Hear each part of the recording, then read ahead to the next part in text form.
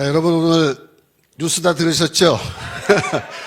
이란에서 이제 드디어 전쟁이 시작돼서 한국 시간으로 어젯밤에 미국과 이스라엘이 이란을 공격했는데 이란의 최고 지도자 하메네이가 사망했습니다. 뿐만 아니라 이란 혁명수비대의 그 지휘관들 또 핵심 관리들도 상당수가 어젯밤에 다 운명을 달리했습니다.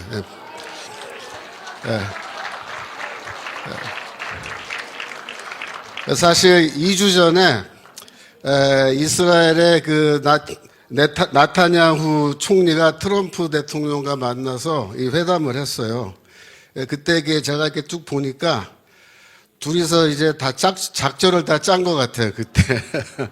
그래서 이번에 보니까 공격을 하는데 임무 분담을 했어요. 그래서 미국은 뭐 하냐면은 이란의 핵시설, 우라늄 농축시설, 그 다음에 미사일 기지, 이런 거를 이제 공격하는 거를 전담했고, 이스라엘은 뭘 했냐면은 이 이란의 지도부를 이제 공격하는 것으로 그렇게 이제 서로 임무 분담을 했는데, 사실 이때 회담할 때 이미 이 하메네이는 죽은 목숨이었어요, 사실.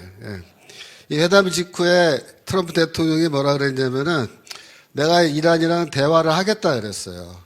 이 핵 협상, 핵 합의를 위해서 대화를 하는데 열흘 안에 끝내야 된다 그렇게 말했습니다. 열흘 안에 끝내야 된다. 만약에 열흘 안에 이게 잘 못 끝나면 어떻게 된다?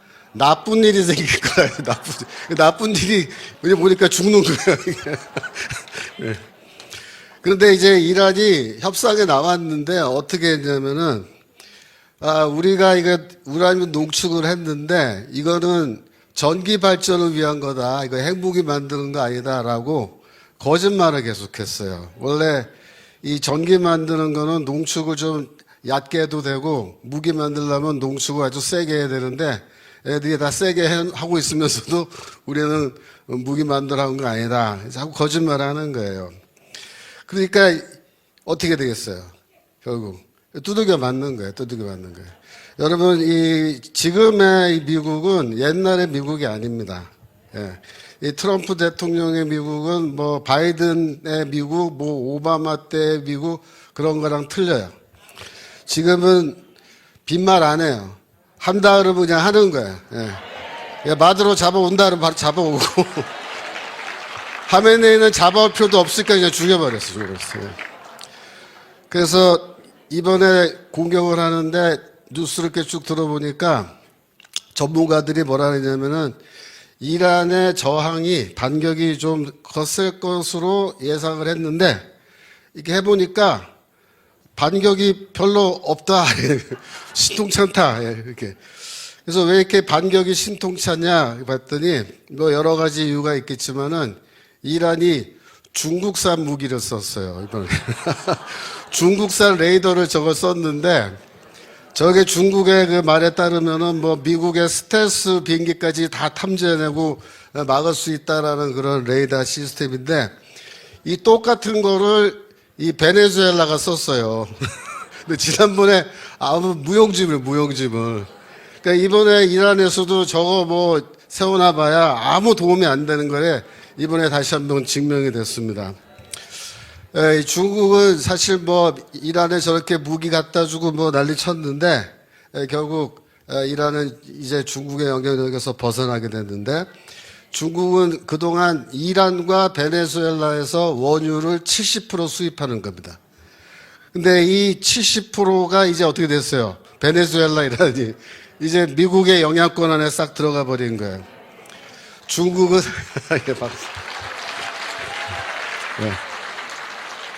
중국은 그동안에 이 원유를 해상으로 이렇게 운반하는 그 해상 수송로를 자기들이 장악해가지고 우리 대한민국과 일본을 앞으로 위협해야겠다 그렇게 했는데 미국은 어떻게 했어요? 중국이 원유를 수입해오는 그 국가들을 다 그냥 공격해가지고 친주 국가에서 이제 전부 다 친미 국가로 바꿔버리는 거예요. 그래서 미국이 중국의 에너지에 관한 목줄을 콱 틀어진 겁니다, 이제. 꼼짝도 못 합니다. 앞으로 그러면 이란에는 어떤 정부가 들어서느냐 아직 잘 몰라요. 근데 지금 현재 예상은 뭐 왕정으로 넘어갈 수도 있다 이렇게 봅니다. 저 팔레비 왕세자라는 사람이 돌아가서 뭐 왕정 복고해서 다시 왕정을 한 거냐, 아니면 이제 입헌 군주제 영국처럼, 아니면은 그냥 민주공화국으로 하느냐, 여러 가지 이제 가능성이 있는데, 문제는 뭐냐면은 이번에 그 이란을 공격할 때 주변에 있는 뭐 사우디아라비아 뭐 이런 중동 국가들이 많이 반대를 했어요.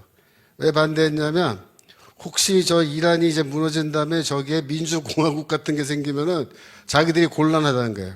자기들은 전부 다 그냥 왕정이에요, 왕정. 헌법도 없어요. 지금 사우디아라비아 이런 나라들은.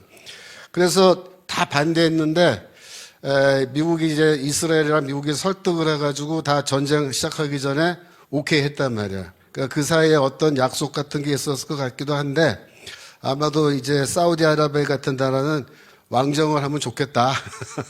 민주공화국 이런 거 하면 우리 좀 곤란하다. 아마 그렇게 얘기하지 않았나. 하여튼 어느 쪽에 되건 간에 이란은 이제 친미 정부가 들어서게 되는 겁니다. 중동에는 지금 이스라엘이 가장 강력한 미국의 동맹국인데 이스라엘 이외에 이제 이란이 아주 강력한 미국의 동맹국으로 이제 등장하게 되면은 이제 중동의 판도는 완전히 이제 바뀌는 거예요. 예, 그래서 미국은 더 이상 중동 문제로 머리 끓일 필요가 없게 되었습니다. 예. 어제 저녁에 트럼프 대통령이 이란과 전쟁을 선포하면서 연설했어요. 제가 연설을 쭉 들어봤는데 거기서 중요한 말 몇 가지 있어서 제가 한번 소개해 드립니다. 이렇게 말합니다. 미국, 특히 제 행정부는 이 테러 정권이 절대 핵무기를 보유해서는 안 된다는 정책을 일관되게 유지해 왔습니다. 다시 한번 강조합니다. 그들은 절대로 핵무기를 가질 수 없습니다. 예, 우리는 그들의 미사일을 파괴하고 미사일 산업을 완전히 뿌리 뽑을 것입니다. 다시 한번 완전히 괴멸시킬 것입니다. 그렇게 말했습니다. 근데 여러분, 이 이란이 갖고 있는 미사일하고 핵무기 기술이 사실 북한이 갖고 있는 기술하고 똑같은 거예요.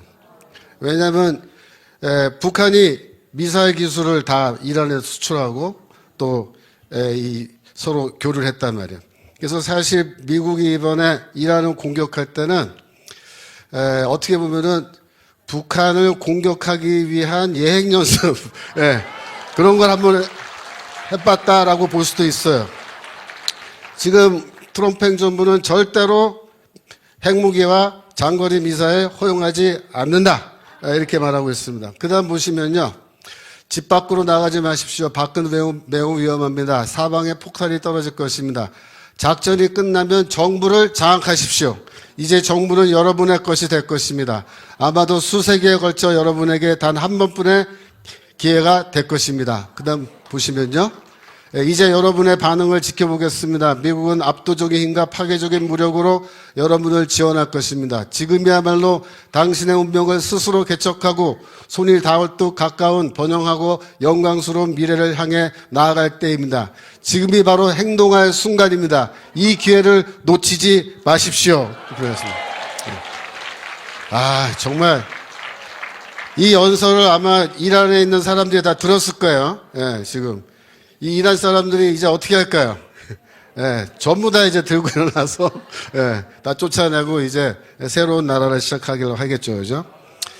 여기에 이 연설문을 보면은 미국이 앞으로 이란과의 이 전쟁을 어떻게 마무리 지을 것인지 그 내용이 다 나와 있어요. 미국이 이제 이란과 전쟁하는 방법은 첫 번째로 지상군은 투입하지 않는답니다. 트럼프는 절대로 지상군은 넣지 않습니다. 두 번째로 핵시설과 미사일 기지 폭격하고 하메네이 정부 지도부를 제거하고 네 번째로 이란의 레임 체인지, 그러니까 정권 교체입니다. 정권 교체를 목표로 하는데 이 정권 교체를 미국이 해주는 게 아니고 어떻게 한다? 이란 국민들이 스스로 해야 된다. 그래서 이란 혁명수비대와 경찰을 와해시키는데 만약에 시위대를 이 사람들이 공격하면은 시위대가 스스로 보호할 수 있도록 조치를 취한다. 이게 무슨 뜻이냐면은 필요할 경우에는 무기를 줘서 시민들을 무장시켜서라도 대항할 수 있게 하겠다. 지금 현재 몇 명 죽었습니까? 3만 명 죽었습니다. 3만 명. 예, 3만 2천 명 죽었습니다. 더 이상의 인병살상이 없도록 시위대를 보호할 수 있는 그런 방법을 강구하는데, 결국 이렇게 가면은 이란 혁명 수비대와 경찰은 항복할 수밖에 없습니다. 물론 이렇게 할 때 시간이 좀 걸릴 거예요.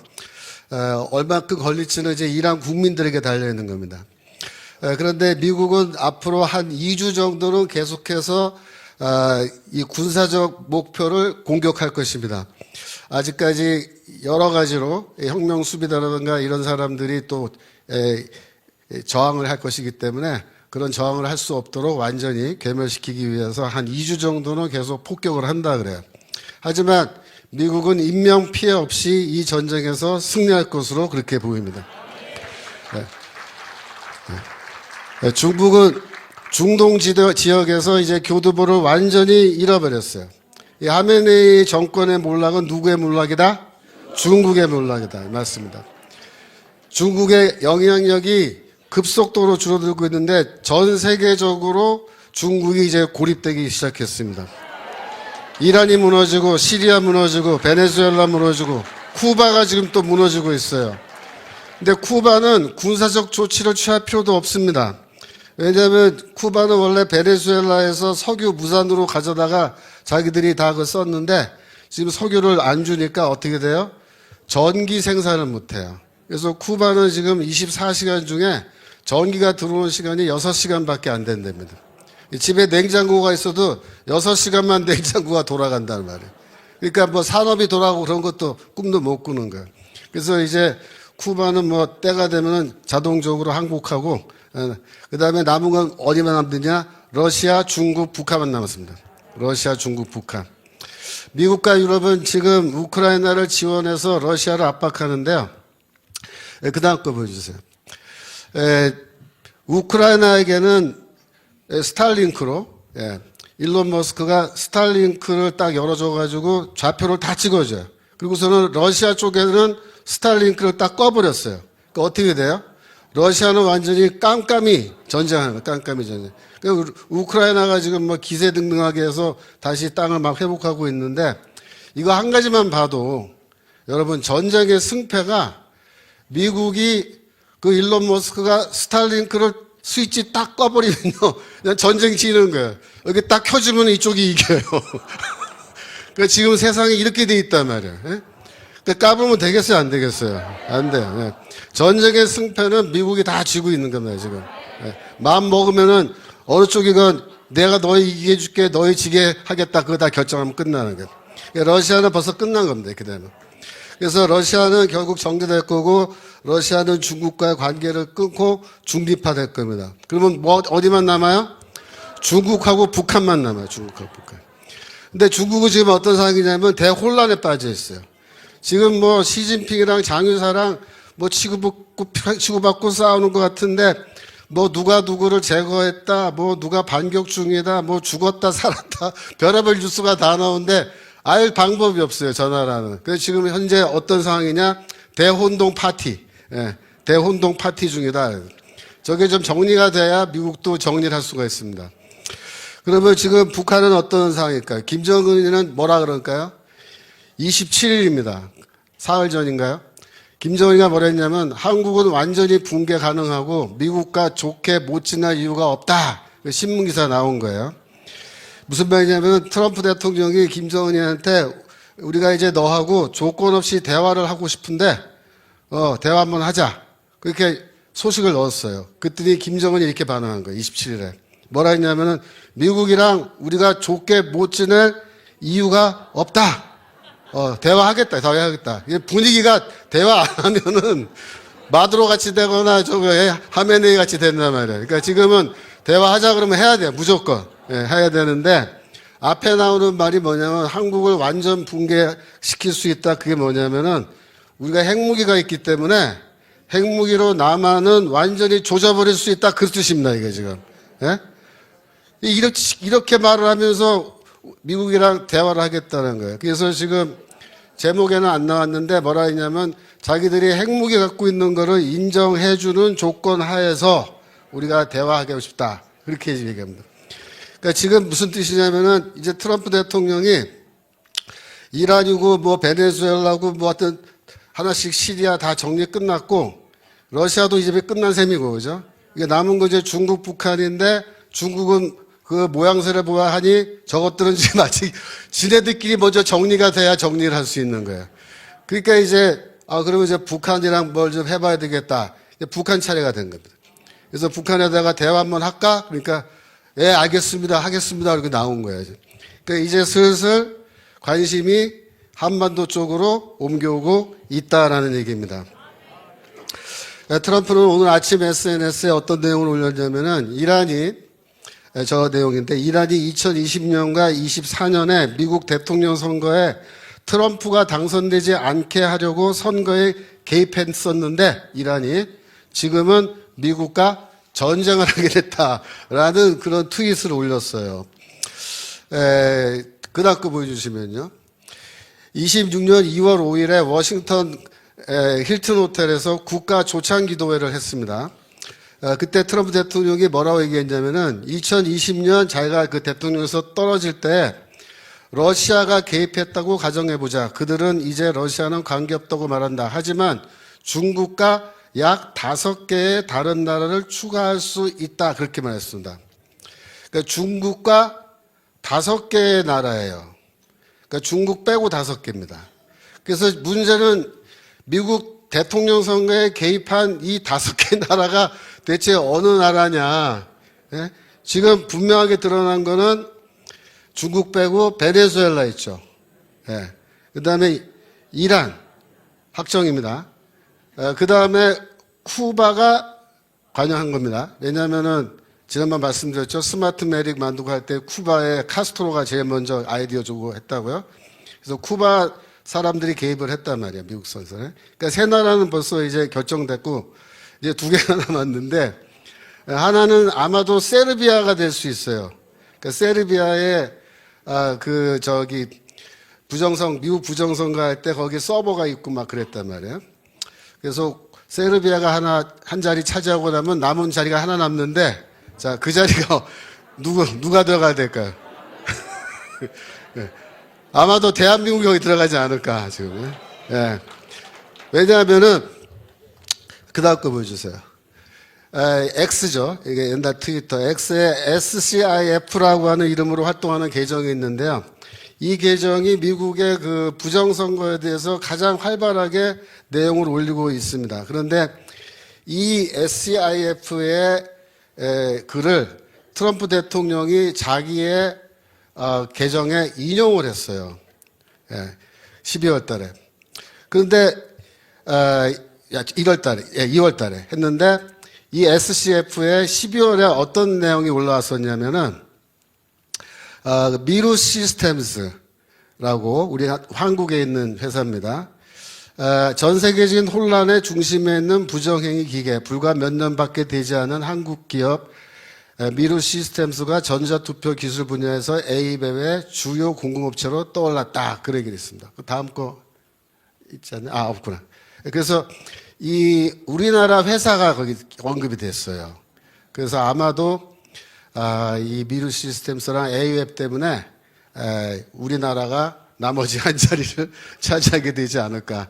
그래서 지금 이 미국 부정선거에 개입한 나라들, 묘하게도 그런 나라들을 지금 하나씩 손을 보고 오고 있는 거예요. 제일 마지막에 손볼 나라는 중국 같은데. 그래서 여러분 보시기에 어떻습니까? 이제, 이란이 끝나면은 어느 나라로, 남한, 북한. 둘 다 우리나라인데, 하여튼 두고 봅시다. 어느 나라 먼저 순서가 될지. 사실 이제 미국은 앱스타인 문제 때문에 지금 제일 시끌벅적합니다. 지금 현재 미국 사회를 가장 뜨겁게 달구는 주제는 앱스타인 파일 문제예요. 그 다음 거 보여주세요. 이 앱스타인은 누굽니까? 원래 미국의 어떤 사업가죠. 근데 이 제프리 앱스타인이라는 이 사람이 미국과 영국의 고위층을 상대로 해서 불법 성매매를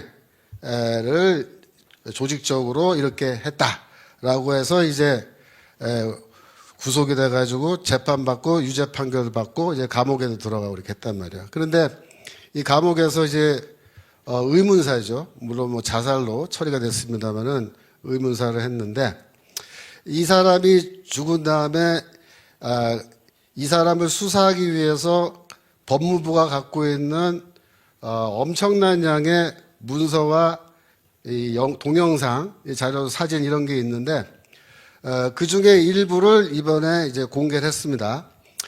즉 미국의 하원과 상원이 이걸 공개하라고 결의를 해가지고 트럼프 대통령도 할 수 없이 이걸 공개를 한 거예요. 그래서 이게 지금 다 공개돼서 지금도 미국 법무부 웹사이트 들어가면은 누구든지 볼 수 있어요.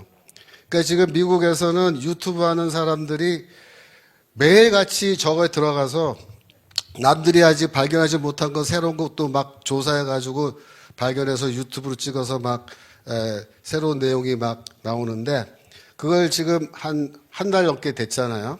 그래서 그걸 쭉 이제 종합해서 보면은 어떻게 우리가 정리할 수 있냐면은 이 제프리 앱스타인이라는 사람은 기본적으로 이스라엘을 위해서 일을 했던 일종의 에이전트, 뭐 정보원이라든가 어떤 일종의 에이전트였던 것으로 우리가 그렇게 잠정적으로 결론 내릴 수 있습니다. 두 번째로는 자기 입으로 뭐라고 얘기했냐면 나는 로스차일드 가문을 대표한다. 그렇게 얘기하는 문건이 이번에 나왔어요. 로스차일드는 누구냐면은 전 세계적으로 이 금융계에서 가장 큰 손이다. 그렇게 생각하시면 됩니다. 근데 이 사람이 유대인이야 또. 그래서 이 앱스타인이 뭘 했느냐 하면은 일종의 미인계 같은 걸 사용해서 사람들의 그 약점을 잡고 그 약점을 이용해서 정치적으로 압력을 주거나 자기들이 원하는 대로 움직이게끔 하는 그런 일들을 한 거예요. 그런데 문제는 뭐냐면은 이 미인계라 그러면은 보통 성인 여자를 동원해야 되잖아요. 그죠? 근데 이 성인 여자가 아니고 앱스타인은 어린 아이들을 동원한 겁니다. 여러분들이 소위 말하는 아동성애, 영어로 페도필리아라 그러는 건데 이 아동성애 문제가 이번에 앱스타인 파일에서 굉장히 많이 나오는 거예요. 2016년도에 원래 피자 게이트라는 게 있었습니다. 이게 뭐냐면은 2016년 대통령 선거 시절에 힐러리 클린턴 캠프의 선거 대책위원장으로 있었던 존 포데스타라는 사람이 있는데 그 사람의 이메일을 누가 해킹을 했어요. 누가 해킹을 했냐면은 민주당 지지자인데 그 사람은 힐러리를 반대하고 다른 후보를 지지하던 사람인데 이 사람이 힐러리가 되니까는 화가 나가지고 이 선거대책본부장의 이메일을 해킹했는데 거기서 이상한 게 나온 거예요. 그래갖고 이거를 위키리크스라고 하는 줄리안 어산지라는 사람이 운영하는 웹사이트에다가 보내줘요. 그래서 거기서 공개를 했는데 이게 공개돼서 사람들이 읽어보니까 어떤 이상한 내용이냐면은 피자에 대한 얘기예요. 피자. 피자인데 뭐 치즈란 말도 나오고 뭐 파스타란 말도 나오고 소세지란 말도 나오고 별의별 이제 말이 나오는데 이게 다 뭐냐면은 아동 성애자들끼리 사용하는 은어라는 겁니다. 은어. 그래서 이게 나와가지고 그때 뉴스에 막 나오고 그랬는데 신문이나 언론에서는 이거 다 음모론이다. 이거 사실 아니다. 그래가지고 다 무시했어요. 그랬는데 이번에 이 앱스타인 문건을 공개해서 뚜껑을 딱 열어보니까 어떤 게 나오는 거예요? 이 아동성애와 관련돼 있는 게 막 어마어마하게 쏟아져 나온 거예요. 지금 공개한 거는요, 조금 이 정도가 좀 낮은 것만 공개한 거예요. 더 노골적인 사진과 더 보기 불편한 비디오라든가 그런 편지는 이번에 공개 안 한 겁니다. 그랬는데도 이미 사람들이 읽어보니까 이거는 아동성애에 대한 건데 주로 누구와 관련돼 있냐면은 우리 서구 사회의 최고위층입니다. 가장 돈도 많고 가장 높은 권력에 올라가 있는 사람들이고 연예인들 중에서 슈퍼스타급이고 뭐 대학 교수들인데 보통 시시한 교수가 아니고 노벨상 받고 막 이런 교수들이에요. 예, 기가 막히죠. 원래는 민주당 쪽에서 이거 공개하라고 막 난리칠 때는 이거 열면은 트럼프에 대한 뭐 어떤 나쁜 게 많이 나올 줄 알고 했는데 열어보니까 별로 안 나왔어요. 알고 보니까 이제 트럼프는 앱스타인과 어떤 관계가 있냐면은 1990년대 트럼프가 한번 파산한 적이 있습니다. 그때 이 로스차일드 가문의 그 금융기관에서 재정적인 도움을 받아서 다시 재기하는데 그 다리를 놔준 사람이 이제 앱스타인인 거예요. 그러니까 트럼프는 그런 정도의 관계밖에 없어요. 그러니까 도덕적으로 뭐 크게 문제될 만한 내용이 안 나오는 거예요, 지금. 그런데 엉뚱하게 누구나 제일 많이 나냐면 빌 클린턴 대통령 제일 많이 나오고. 아시죠? 그 다음에 또 누구나, 빌 게이츠 많이 나오고, 그죠? 또 영국 황실의 그 왕자인 앤드루 왕자, 뭐 이런 사람 막 나오고. 예? 그래서 지금 이 문서 공개된 다음에 사직한 사람들 중에 보면 넘겨주세요. 이건 아까 그 존 포스타랑 그 형, 토니 포데스타라는 사람인데 저 왼쪽 사람이 힐러리 클린턴의 선거대책본부장이었고 오른쪽은 그 형이에요. 근데 형이 왜 중요하냐면 피자 게이트 터졌을 때 저 형의 집에 들어가서 사람들이 사진 찍어 온 게 있어요. 근데 그 사진들이 다 뭐냐면은 집 안에 그림을 그리고 사진을 걸어놨는데 쫙 걸어놨는데 전부 다 뭐냐면 어린아이들이 누드로 있는 사진이나 그림이에요. 거의 이상한 놈들입니다, 여러분들. 형제가 다 이상해요. 예. 그래 넘겨주세요, 그 다음 거. 그래서 이 서머스라고 전 미국 재무장관이고 하버드대 경제학 교수인데요. 이 사람이 앱스타인 문서에 이름 나와서 사임했습니다. 넘기시고요. 그 다음에 베르게 브렌데라고 다보스 포럼 총재인데 얼마 전에 사임했습니다. 예. 이런 사람들이에요. 그 다음에 리차드 엑셀이라고 이건 뇌과학으로 노벨상까지 받은 콜롬비아 대학의 교수입니다. 마지막으로 한 사람도 보면은 영국 총리 비서실장, 프랑스 전 문화부 장관 뭐 이런 사람들이에요 다. 그런데 앱스타인 문서에 이름을 다 거명할 수 없는 수많은 수백 명의 사람들이 등장하는데 그들 중 상당수가 뭐냐? 아동성애자라는 거예요. 아동성애자. 근데 이 아동성애라고 할 때 이제 그 영어로 쓸 때는 걸이라고 어떤 young girls 이렇게 갖고 뭐 표시하는데 영어에서 걸 그러면은 보통 어떤 나이를 말하냐면 10대 후반까지도 그냥 걸이에요. 그러니까 이제 10대 후반이면 미국 사람들은 이 빨리 성숙하잖아요. 그러니까 한 18, 19번 돼도 거의 성인이라고 볼 수 있는데 뭐 그렇게 생각하면은 뭐 문제 될 거 없지 않냐 이렇게 지금 언론에서 얘기하지만 사실 문서를 보면은 10살 미만의 애들도 있었다는 겁니다. 그런 애들까지 성적 대상으로 삼았는데 얘네들을 데려다가 강간을 하고 그 다음에 뭐라냐면 고문을 했습니다. 그러니까 왜 애들을 고문할까? 아무 잘못도 없는 어린애들을 왜 고문했냐면 어린애들을 고문하면은 몸에서 이 호르몬이 나오는데 평소에 안 나오는 호르몬이 예를 들면 뭐 아드레날린이라든가 뭐 어떤 그런 호르몬이 나오는데 그게 마약 헤로인보다 10배는 더 강한 쾌감을 준대요. 그래갖고 그 피를 마시는 거예요.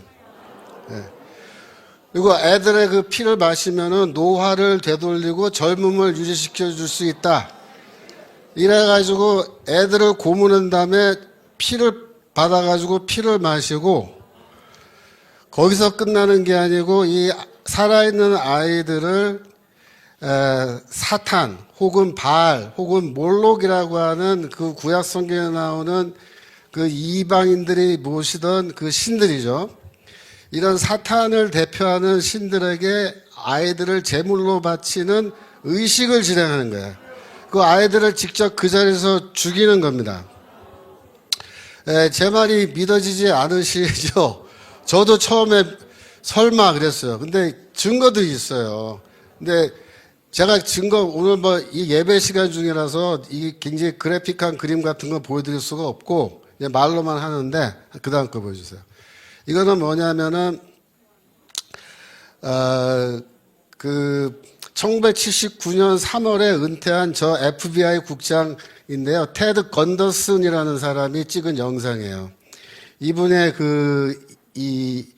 이야기를 지금 최근에 이제 관심들이 옛날 건데 이 사람 거를 다시 이제 재조명하는 거예요. 그래갖고 지금 한국말로 이 자막을 넣어서 누가 올렸는데 보니까 어떻게 되냐면은, 보세요. 아이들을, 유치원에 있는 아이들입니다. 유치원에 있는 아이들을 차에 태워서 납치해서 산으로 끌고 가서 검은 밧줄에 묶은 다음에 어른들에게 애들이 겁탈당했고, 넘기세요. 갈색 아기들이 제물로 바쳐졌다. 네. 그다음에 이 사건을 제가 조사하면서 그 의식이 사탄 숭배 의식이라는 것을 알게 됐다. 그래서 이 FBI 수사관은 아이들이 실종되고 죽은 사건인데 이거를 수사해서 이 접근해서 들어보니까 이걸 발견한 거예요. 그래서 이 애들을 죽일 때 촛불을 켜고 일종의 그 노래를 이렇게 부르면서 의식을 했던 거예요. 의식을. 리추얼을 하면서 애를 죽이는데 심지어 그 자리에서 살아나온 애들이 이제 증언하는데 어떻게 그러면 했냐 그랬더니 전기 칼로 잘랐대요. 전기 칼로. 네, 이게 보통 칼로 썰기 힘드니까 전기로 이렇게 써는 칼 있잖아요. 전기로. 그래가지고 애를 산채로 두 쪽을 냈다는 거예요. 네. 기가 막히죠. 이런 비슷한 짓들인데 더 기가 막힌 얘기는 뭐냐면요. 어린아이들의 인육을 먹었다는 겁니다. 그래서 이 문서에 비프 저키라는 말이 나와요. 근데 비프 저키가 이제 여기서도 은어로 사용되는데 아무래도 이거는 뭐다? 소고기, 뭐 돼지고기 비프 저키 그런 게 아니고 인육을 얘네들이 주거니 받거니 하면서 먹은 겁니다. 그래서 우리가 상상할 수 없는 그런 일들이 이제 벌어지는. 그다음 넘겨주세요. 근데 2018년도에 이제 FBI가 앱스타인을 조사하기 시작했는데 바로 그 조사하기 시작한 그 다음날 앱스타인이 330갤런의 황산을 자기 집에 주문해서 배달을 시켜요. 이게 다 나와요. 그래서 대체 일반인이 황산 330갤런을 왜 자기 집에다가 주문하냐. 대체 용도가 뭐냐. 황산이라는 건 주로 어떻게 쓰냐면은 범죄자들이 사람을 죽인 다음에 시체를 황산에 넣어서 녹여서 없애버리거든요. 뼈도 다 녹아버려. 그래서 어린아이들의 그 시체나 이런 거를 어디 보관하고 있던 거를 냉장고에서 다 꺼내가지고 황산에다가 다 처리하려고 저걸 주문하지 않았겠느냐. 지금 그렇게 얘기합니다. 그래서 지금 이 미국 사회에서는요, 이 앱스타인 파일 때문에 일반인들, 특별히 이 마가 세력 안에서 굉장히 이제 시끄럽습니다.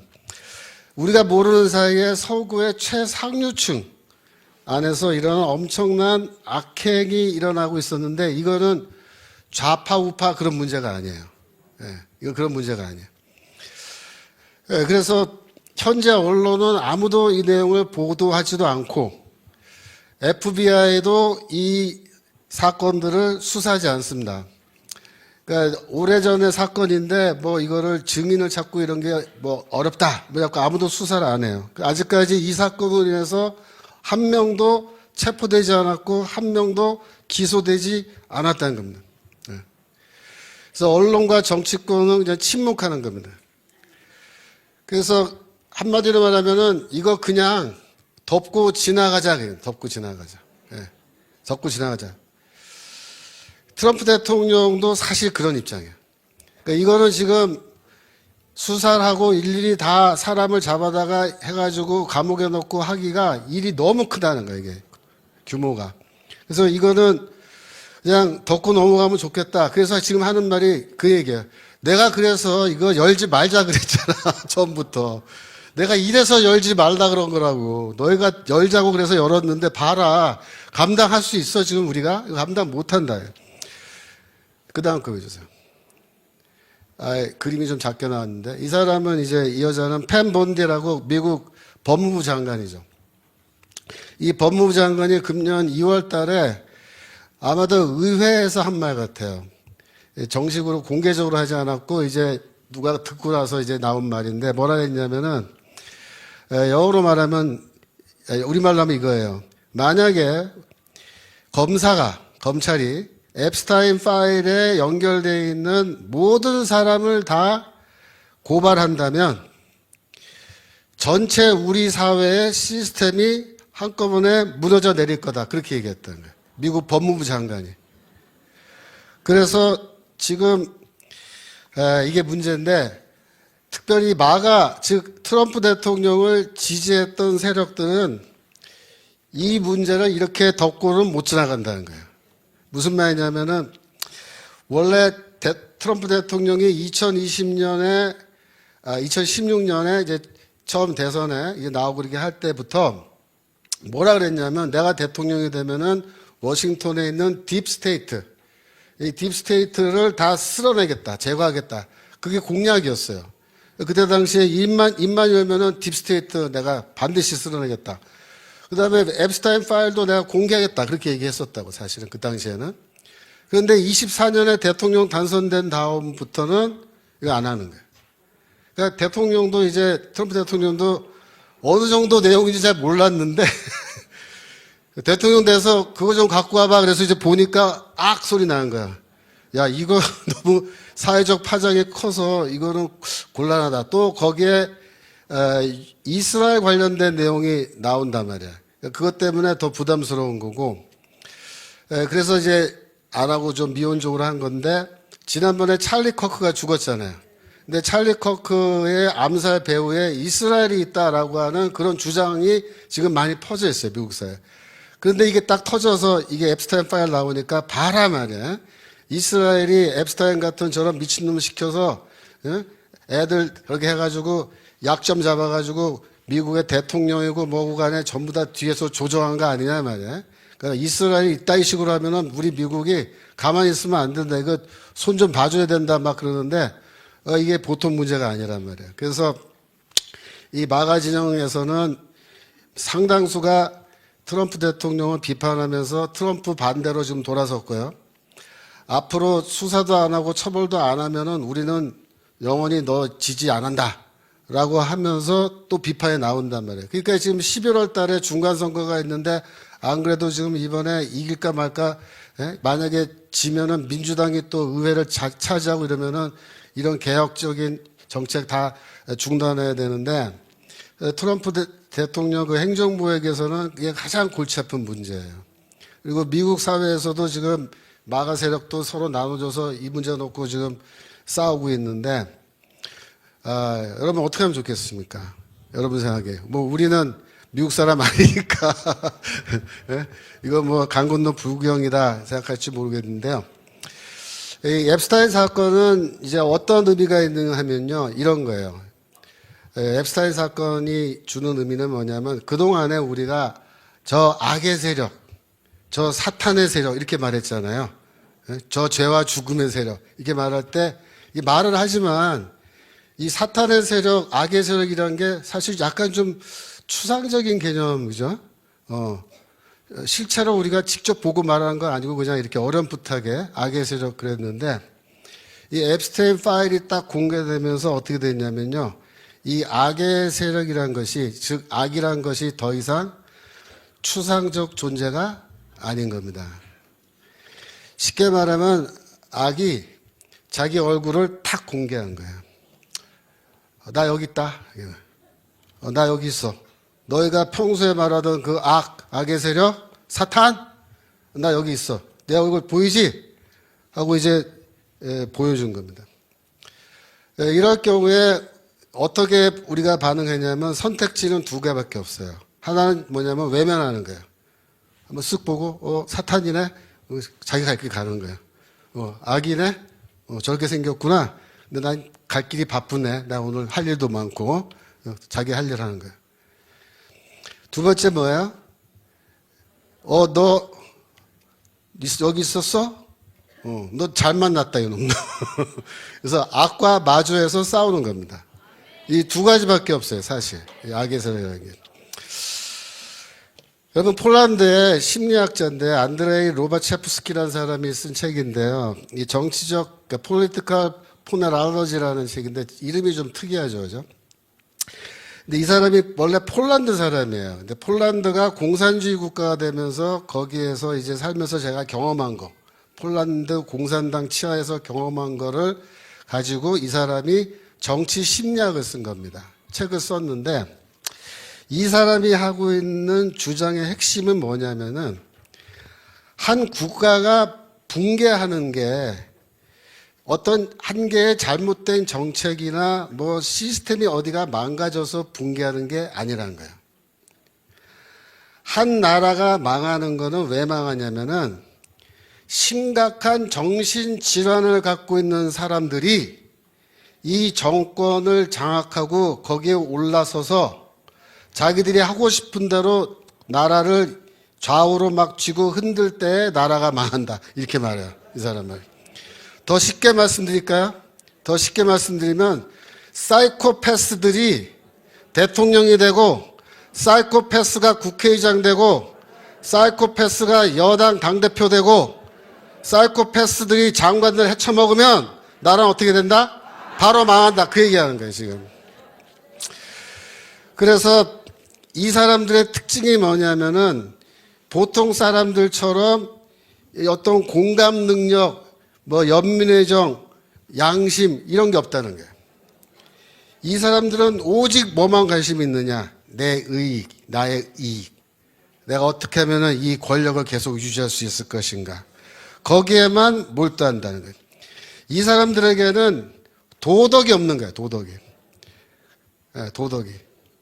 그냥 거짓말하고 속이고 죽이고 뭐 협박하고 별짓 다 하는데 그러고서도 뭐라는지 알아요? 우리가 이제 야 너희 어떻게 그 어린아이들을 상대로 그런 나쁜 짓을 해. 우리 그렇게 생각하잖아요. 저런 나쁜 놈들. 이 사람들은 어떻게 하는지 알아요? 그래서 뭐 내가 좀 그럴 수도 있지.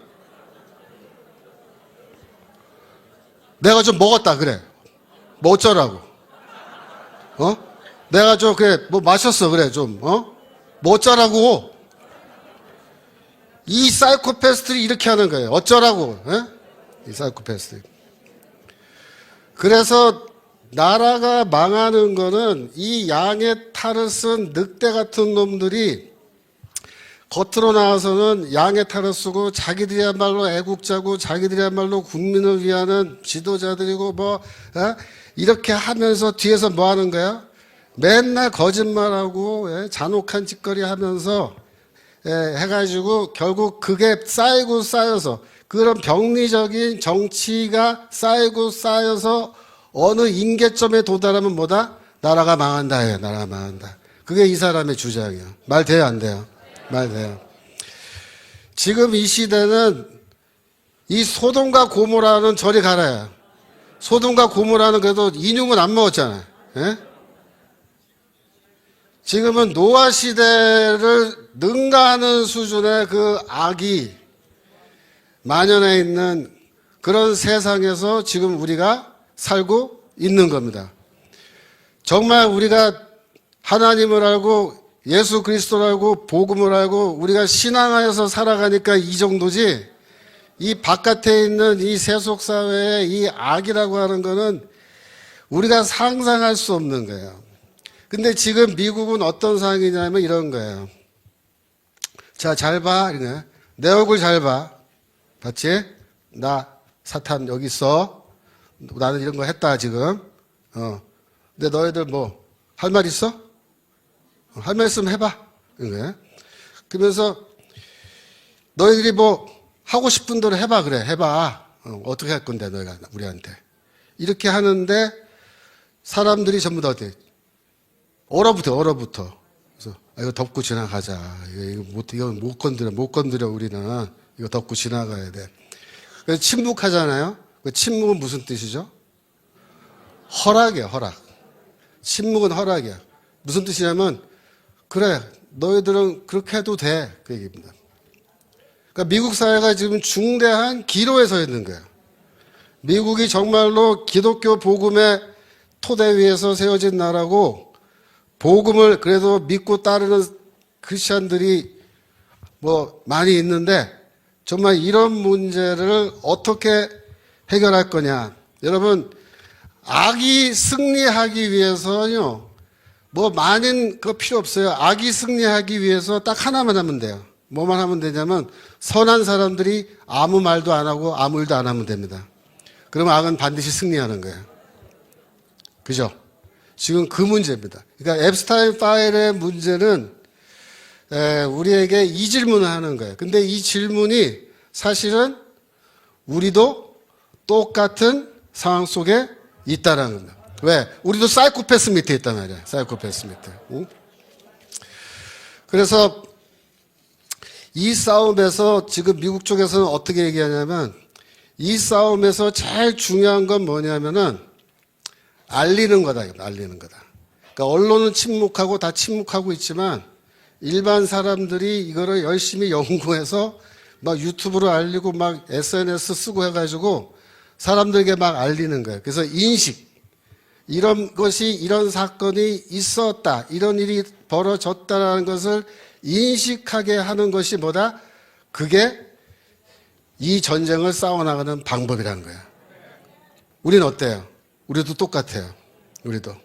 우리도 이 싸움에서 제일 중요한 게 영어로 말하면 뭐예요? awareness. 아는 거예요. 얘네들이 뭘 하고 있는지 아는 거예요. 그리고 알리는 거예요. 모르는 사람들한테 알려서 그들이 이거를 깨닫도록 도와주는 거예요. 그렇게 싸워나가지 않으면은 절대로 우리가 이 싸움에서 이길 수 없다 이겁니다. 그래서 우리가 이 괴물 같은 정말 이거 인간으로서 할 수 없는 그런 짓들을 한 이런 괴물 같은 집단들이 이 세상에 실제로 존재한다라는 것이고 이 사람들이 보통 사람들이 아니고 이 세상을 들었다 놨다 드러났다는 그런 사람들이라는 것을 알고 이 세상 속에서 우리가 정말 하나의 백성으로 어떻게 살아가야 할지 우리가 다시 한번 고민해 봐야 되는 거예요. 더구나 우리가 이 자녀 세대들을 놓고 생각해 보면은 우리 자녀 세대들이 앞으로 이러한 어마어마한 이런 악의 세력 밑에서 살아가지 않도록 방법을 강구하고 세상을 그래도 올바른 방향으로 우리가 만들어 나가야 된다는 겁니다. 우리나라에서 지금 벌어지고 있는 일들도 만만치 않아요. 예. 그 다음 거 보여주세요. 이거 뭐냐면 민주당이 금년 1월 9일에 민법 일부 개정 법률안이라는 걸 만들어가지고 지금 그거를 통과시키려고 하고 있는데 이 법안이 왜 문제가 되냐면은 38조에 주무관청은 법인이 다음 각 호의 어느 하나에 해당되는 경우에는 그 설립 허가를 취소할 수 있다 이렇게 돼 있어요. 그 다음에 아래쪽에 읽어보면 그 다음 거 보여주세요. 법인이 대한민국 헌법 20조 제2항에 정한 정교 분리의 원칙 또는 공직선거법 등 관계벌령을 위반하여 선거, 정당 또는 후보자와 관련하여 조직적, 체계적으로 정치활동에 조직적, 반복적으로 개입하여 공익을 현저히 해한 때에는 뭘 한다? 설립 허가를 취소할 수 있다. 이게 왜 만들어졌냐면요. 그 다음 거 보여주세요. 작년 12월 2일에 이재명이가 국무회의에서 그 통일교 얘기하면서 국민의힘이 통일교에서 뭐 군품 받고 이런 사건이 있었잖아요. 그 법제처장한테 뭐라고 얘기했냐면 종교가 정교 분리 원칙을 어기고 정치에 개입하는 것은 헌법 위반이다. 이렇게 말하면서 법제처장한테 정치에 개입한 종교재단의 해상명령 청구에 대해서 검토해봐라 이렇게 지시를 해가지고 민주당에서 이 법을 만든 거예요, 지금. 근데 이게 비영리 종교법인을 취소할 수 있는 그런 법안인데 이 문구가 그 앞에 거 잠깐만 다시 보여요. 앞에 거 다시 한번. 문구가 뭐 교회건 어떤 종교단체건 조직적 체계적으로 정치활동에 조직적 반복적으로 개입해서 공익을 현저히 해치면 그 단체를 취소한 거야. 예. 해산한 거야, 해산. 그래서 설립 허가를 취소하는 건데 이 문구가 굉장히 모호하게 되어 있는 거예요. 이 법이란 거는요. 주관적으로 해석될 수 있는 여지를 최대한 없애야 됩니다. 원래 원칙이. 근데 여긴 봐요. 굉장히 주관적으로 판단할 수 있는 여지가 활짝 열려있는 그런 표현이에요. 뭐가 조직적 반복적으로 하는 거고 공익을 현저히 해치는 건 대체 뭐가 현저히 해치는 건지 이게 정의 내리기가 어려운 거예요. 그러니까 귀에 걸면 귀걸이, 코에 걸면 코걸이 되는 법이에요, 이런 게. 그리고 더구나 헌법이 정한 종교 분리의 원칙을 지금 언급하고 있는데 종교의 사회적 참여를 정치 관여라고 규정하고 종교가 정치에 관여해서는 안 된다라고 지금 말도 안 되는 해석을 하면서 이 법을 만들어 놓은 거예요. 그래서 종교가 어떤 교회건 어떤 종교단체가 사회적 윤리적 어떤 문제에 대해서 발언하고 공적 참여 이렇게 했을 때 국가가 그거를 판단하겠다는 거예요. 그래서 헌법상 보장된 표현의 자유, 양심의 자유, 신앙의 자유를 행사하는 그 범위까지 이제 어떻게 한다? 국가, 정부 기관이 판단하고 필요할 경우에 자기들 마음에 안 들면 단체 해산해버리겠다는 거예요. 그러니까 교회가 정치적 문제를 지속적으로 비판하고 국가가 이를 자의적으로 해석해서 정치 개입이다라고 규정하기만 하면은 그 설립 허가 취소해서 해산하는데 이게 제일 웃긴 게 뭐냐면요. 이거 누가 결정하냐면요. 행정관청이 결정하는 거예요. 이게 법원이 판사가 결정한 게 아니에요. 예를 들어서 우리 교회 같으면은 성북구에 뭐 예를 들어서 우리 법인 허가가 나 있다 그러면 성북구청장이 그냥 결정하면 그걸로 끝나는 거예요. 근데 두 번째, 그 다음에 독수조항이 또 뭐가 있냐면요. 넘기세요. 주무관청이 검사 감독을 하는데 그 다음 넘겨주세요. 관계 서류 장부 또는 그 밖에 참고자를 제출을 그 공무원이 구청 공무원이 명령하면요 할 수 있어요. 소속 공무원 하여금 법인의 사무 재산 상황을 다 검사해. 그러니까 여기 와서 이 재정 상태도 다 이제 열어보고 다 검사하겠다 이거. 구청 직원이 와서. 그래갖고 저걸 가지고 설립 허가를 취소한다요. 취소한다. 그러면 어떻게 되냐면 그 다음 거 보세요. 이게 제일 기가 막힌 건데 설립 허가가 취소된 경우에는 그 자녀 재산은 국고에 귀속한다 이렇게 돼 있어요. 말 됩니까 여러분? 아니 설립 허가를 취소하면은 이제 국가가 그걸 다 갖겠다. 이게 뭐야? 국가가 이제 강도지사겠다. 강도지에. 예? 아니 헌법이 보장한 재산권 이런 거 다 어디 가는 거야? 응? 그래서 자기들이 맘만 먹으면은 구청장 수준에서 교회도 다 그냥 문 잠그고 재산권 다 압수하고서는 다 뺏어버리겠다. 이게 여러분 법이라고 만들어 놓은 꼬라지가 이게 민주당이 만든 거예요. 이거 사이코패스들 아닙니까?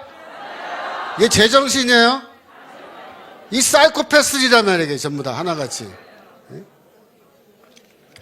그래서 이 좌파 언론인 뉴스엔조이조차도 이 법은 문제가 있다라고 말해요.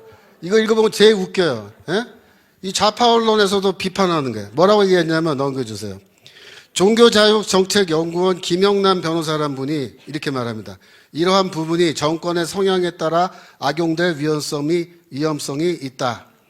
김 변호사는 개정안이 담고 있는 추상적 요건들은 권위주의적인 정권이나 편향된 행정부가 들어섰을 때 자신들에게 비판적인 목소리를 내는 종교단체와 시민사회 법인을 합법적으로 말살하는 도구가 될 수 있다.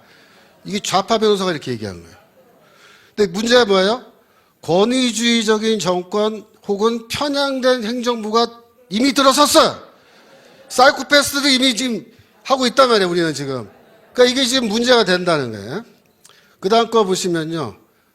이거는 이제 국민투표법 개정안인데 넘겨보세요. 하나 더 넘겨보세요. 이게 뭐냐면 사전투표, 국민투표 및 개표에 대한 허위의 사실을 지속적으로 유포한 사람은 10년 이하의 징역 처할 수 있다. 이제 법안을 만들었는데 아까 제가 교회로 오면서 뉴스 들어보니까 이거를 민주당에서 요 항목을 뺐대요.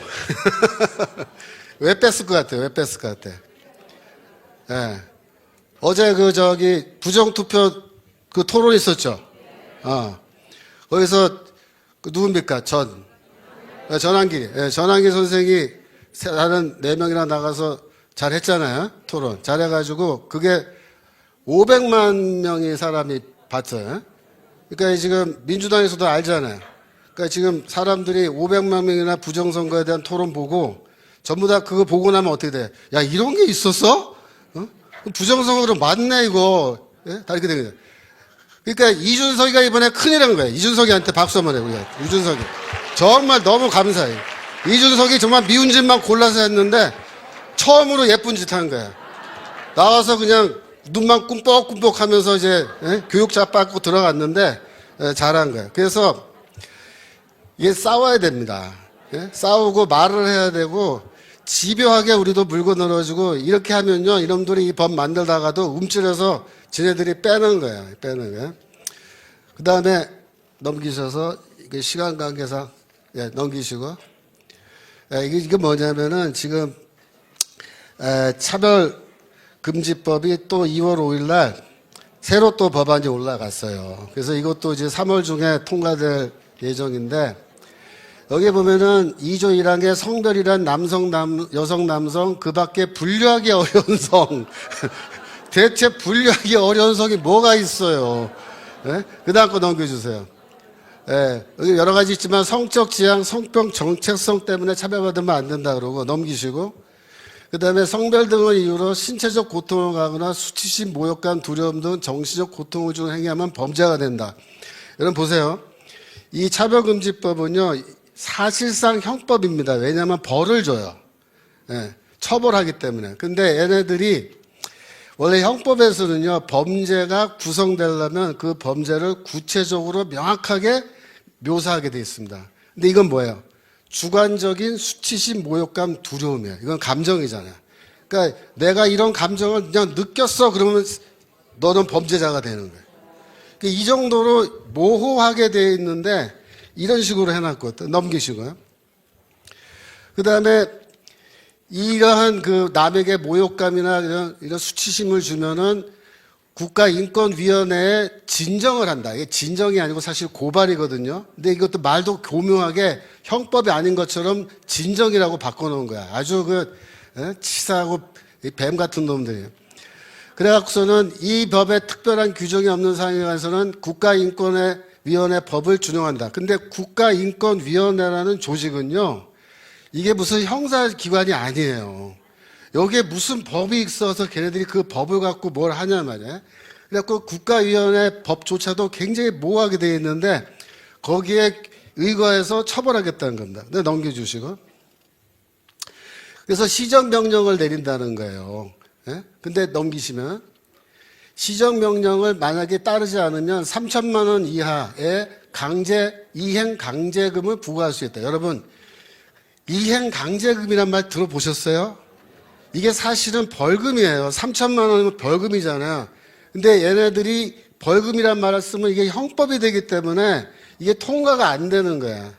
그래서 이 벌금이란 말을 안 쓰고 그걸 우회하기 위해서 이행 강제금이라고 하는 말도 안 되는 모호한 표현을 쓰는 건데 그것도 이 시정명령을 한 날 기준으로 매년 1회 해서 그 시정명령이 이행되기까지 반복해서 강제 이행금을 부과할 수 있습니다. 그래서 이게 문제인 거예요. 그러니까 개인이 내가 어떤 성적 지향이라든가 그 젠더 문제 이런 거에 대해서 상대방 동성애자에게 기분 나쁜 그들에게 모욕감을 느끼는 주관적으로 그것도 느끼는 무슨 말이나 행동을 했을 시에 고발하면요 곧바로 걸려드는 거예요. 그럼 3천만 원 내야 돼. 그것도 반복적으로 두들겨 맞고요. 그 다음에 또 뭐 있냐면 넘기세요. 하나 더 있는데 없어요? 마지막에 내가 모르고 지웠나? 마지막에 뭐가 있냐면요 민사소송에서 손해배상하죠. 손해배상. 그 손해배상은 최하 500만 원입니다. 그러니까 이거 한번 걸리면요 이거 그냥 주머니 탈탈 털리는 거예요. 그래갖고 지금 첫 번째 만든 민법 개정안 같은 경우는 완전히 교회를 겨냥한 법입니다. 그거는 종교의 종교의 정치 참여 어쩌고 하면서 교회를 겨냥한 건데, 뭐 여러분 생각해 보세요. 어느 교회? 사랑제일교회 맞습니다. 우리 교회 겨냥해서만 이 미친놈들이 우리 교회 겨냥해서 지금 만든 거예요. 그래서 지금 우리가 어떤 시점에서 살고 있냐면 여기까지 지금 칼이 들어온 겁니다. 네? 이 사이코패스들이 미친 법안 만들어가지고 우리 목에다가 여기까지 칼을 들이민 거예요. 그러니까 지금 이런 상황에서 우리가 목에 비수 들어와 있는 상황에서 우리가 싸우고 있는 겁니다. 어떻게 싸우면 좋겠어요? 예? 얘네들이 갖고 있는 태도가 똑같아요. 이런 말도 안 되는 법을 만들어 놓고 우리한테 뭐라 그러겠어요? 왜? 뭐 어쩔 건데? 우리가 그런 법도 좀 만들 수 있지. 어쩌라고? 너희 뭐 할 수 있는 거 있어, 너희가? 지금 이러고 있는 거야, 이게 지금. 이 사이코패스들이. 그래서 우리가 이럴 때일수록 어떻게? 단결해서 싸워야 되고, 이재명에 반대하는 모든 세력을 규합해서 싸워야 됩니다. 지금 이 싸움은 요한계시록 마지막에 나오는 그 모래사장에서 바닷가에서 양쪽 세력이 딱 진을 펼치고 마지막 일전을 벌이는, 용의 세력과 마지막 일전을 벌이는 그 싸움과 똑같은 거예요. 근데 여러분 조심해야 될 게 뭐냐면 이 짐승 같은 놈들하고 자꾸 싸우잖아요. 장기간. 어떻게 되냐면 나도 조금씩 짐승처럼 돼갈 수가 있어요. 그게 제일 위험한 거예요. 네. 그래서 우리가 짐승 같은 놈하고 맞서서 오랫동안 장기간 싸우지만 우리 자신이 짐승처럼 되면 안 되고 우리는 어떻게 돼야 돼요? 예수 그리스도를 닮은 사람이 돼야 될 줄로 믿습니다. 예. 그래서 이놈들은 성경 말씀 아까 읽은 거예요. 베드로후서 2장 12절. 이성이 없는 짐승과 같은 놈들인 거예요. 그러나 이 사람들은 본래 잡혀 죽기 위하여 난 이성 없는 짐승 같아서 그 알지 못한 것을 해방하고 저의 멸망 가운데서 멸망을 당하며 13절 불의의 값으로 불의를 당하며 낮에 연락을 기쁘게 여기는 자들이 점과 흠이라 너희와 함께 연애할 때 저희 간사한 가운데 연락하며 음심이 가득한 눈을 가지고 범죄하기를 쉬지 않냐고 굳세지 못한 영혼들을 유혹하며 탐욕에 연단된 마음을 가진 자들이니 누구다? 저주의 자식들이다. 이 사이코패스 같은 놈들은 다 이성이 없는 짐승 같은 놈들이고 성경에 뭐라고 되어 있냐면 저주의 자식들이에요. 저주의 자식들. 그래서 이 저주의 자식들과 우리가 싸울 때는 우리가 어떻게 싸워야겠어요? 우리는 믿음 가운데에서 신앙 가운데에서 예수 그리스도를 닮아가면서 그렇게 싸워야 될 줄로 믿습니다. 이 사람들은 지금 정강한 목사님 아무런 잘못한 거 없어요. 사실 무슨 특수건물 침입 교사라는데 그 혐의가 없잖아요. 근데 이놈들은 전 목사님 그래도 잡아놓고 이러는 거예요. 그래 혐의 없어. 그래 그래도 우리가 구속할 수 있지 뭐. 응? 어쩌라고. 이 사이코패스들이란 말이에요. 이게 전부 다 지금 이렇게 하고 있는 거예요. 그래서 이 정말 우리나라의 이 주사파 세력들은 사이코패스들 중에 이 사이코패스인데 우리가 이들과 맞서서 진짜 교회를 지키고 그죠? 대한민국을 지켜야 될 줄로 믿습니다. 이제 이 시간 우리 함께 통성으로 기도하실 때 하나님 이 이성이 없는 짐승과 같은 놈들 이 저주의 자식들 하나님께서 하나님의 능력 가운데서 박살을 내주시고 저들이 속한 시일 내에 망하게 해주시고 선한 세력들이 이 싸움에서 승리할 수 있도록 해주시고 저희 사랑제일교회와 우리 강화문 집회 이 모든 토요 집회를 지켜 보호해 주시고 앞으로 더 많은 주의 백성들이 나와서 한 마음으로 기도하며 이 싸움을 함께 싸워 승리할 수 있게 하여 주시옵소서. 우리 통성으로 기도하시겠습니다.